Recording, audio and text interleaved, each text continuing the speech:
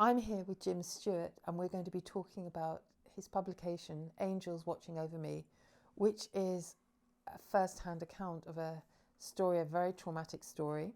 It relates to our project, which is called Untraced Find, where people may have found an object and wondered where it came from, or perhaps thought about the story. What you have done is given a story to a life-changing event. Would you like to tell me a little bit about that? On the morning of James's accident, we had police arrive at the door, and they were visible through the glass in the door as we approached. They had the high-vis jackets on, but the way they wrapped the door, you knew that there was something wrong. It was one of those sensations came over us to say something has happened. And then we were asked, are you the parents of James Stewart? We were told then he was involved in a serious road traffic accident, was on his way to hospital, and to be honest, they really didn't give us much hope that James would survive. They told us to get to the hospital just as quickly as we possibly could, and that's what we did. And how long ago did this event happen? That happened 16 years ago. James was 17. James was playing professional football, had his whole career in front of him, his whole life in front of him. It was just snatched away in a second. Front seat passenger in a car. The driver walked away with no injuries whatsoever. James had horrendous injuries. He died 3 times at the scene. He was resuscitated. He broke his neck. He broke his back in 2 places, and just multiple other injuries and broken bones. And really, when we got to the hospital, he was unrecognisable. His head had swollen to such a size that we couldn't even identify him. And the consultant in the accident and emergency department wasn't aware that he was so young. And whenever we told him, do all you can to keep him alive, he's only 17, he was shocked, and he says, we'll do all we can.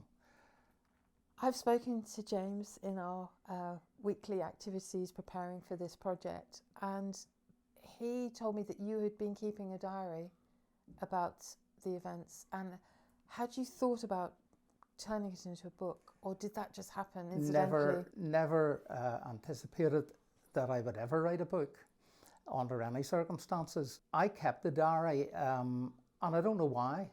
It's just one of those things I did. We recorded in the first week that James was in hospital, he had over 300 visitors, and he was very, very popular. At the end of it, I had recorded everything, at every stage that we had gone through. Whenever we got James back, about a year out of hospital, I decided maybe I should tell the story in the hope that it'll help other people along the way, because we went in completely blind. Nothing like this had ever happened before, and so we didn't know what to expect and we didn't know what to do. The medical profession, fantastic as they are, were always quite negative.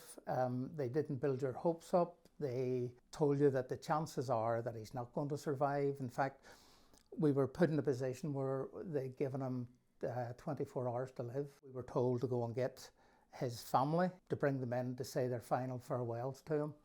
That's what we did, and that was heart-wrenching. It was heartbreaking to see his brother and sister lying over his bed crying out to God to save his life. The story you've written is incredible. I read it over 2 nights and sat up reading it because I had to go back to actually relate this to the young man that I've been meeting every week to work with. Yeah.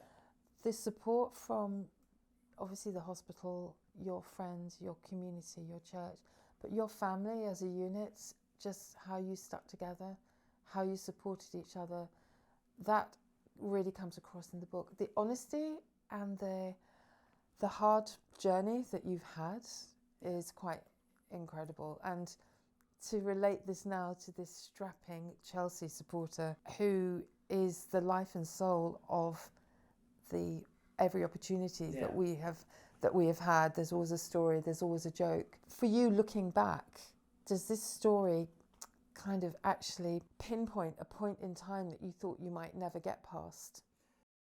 Yeah, we definitely thought, well, we were told by neurosurgeons that he had no chance of surviving. We were put into a position where his brain monitor, which should have been reading around 20, went up to 57, and we were told then he was brain dead, and even if he did survive, he would just be a vegetable, and there was no hope for him. What actually happened is, during the night, his reading came down to 1, and he stabilised.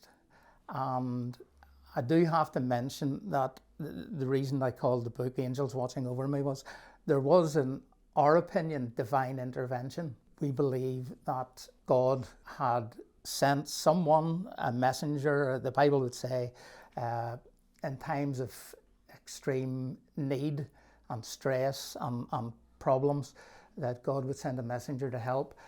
It was at the point whenever this person came that James's condition changed, and he turned the corner, and he went really from death on to life. He went from no hope to where he is now.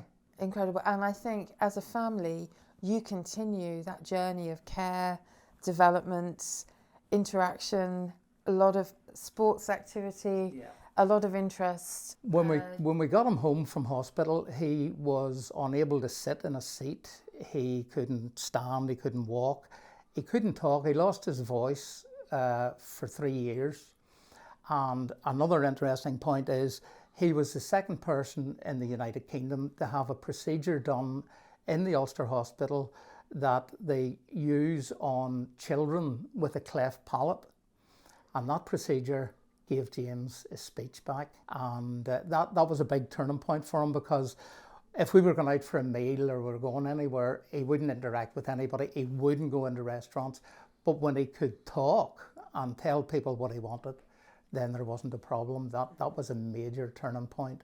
And that still exists today for people in a similar situation where they lose their speech, which apparently is a common thing. That procedure would actually help give them their voice back again. The thing about an untraced find is an object that has no identity, that has no story. So for James, his life really had to start again. Yeah, it has, because it took us about 3 years. I gave up my career to look after him. We worked hard with him, and he's now able to do almost everything himself. And he is still following sport. He never lost his sense of humour, and he's always happy. And we've turned a corner. Everything has worked out splendidly. And whenever you're given no hope, what I would like to say to people is never, ever give up hope. Never give up hope, because we went from an impossible situation and we turned everything around completely. James was told that he could never go into a swimming pool, he could never swim because of his condition. He has paralysis down one side. Consultants told us not even to consider putting him in water. James is in the swimming pool every day, swims 30 lengths on his own. So, I mean, that is miraculous as well. That is incredible. Yeah, it's a beautiful story. And the fact that you've taken part as well to come and supplement this. I've spoken to James in length about it, but you've actually articulated it perfectly. So I want to thank you really for coming in and sharing the story. Thank you. And like any story and this project, no two stories are the same, but yours is definitely unique because you're relating a story to a person rather than an object. Yeah. But this person kind of lost their identity through the catastrophic injury that they had. So it's a reflection on you that you've been able to do that, and James. And Brain Injury Matters have played a fantastic part. We've discovered things about James that we never knew he could do. And in particular, art. He is able to paint and do different projects here, which he's never ever done before. So, I mean, this place has helped him so much, and we're forever indebted to them. And thank you. Fantastic organisation. And thank you. Not at to all. share the story. And thank you you. for coming in today to share the story. It's been Thank you. it's very emotional to hear you. So when I read the book and when I met you and I've met the family, I've met James, that's for me. So for somebody listening to this, I think it would be very inspirational. Give them hope as well. Thank you. Never lose hope. Thank you, Jim. Thank you. And my message is to anyone listening is never, ever lose hope.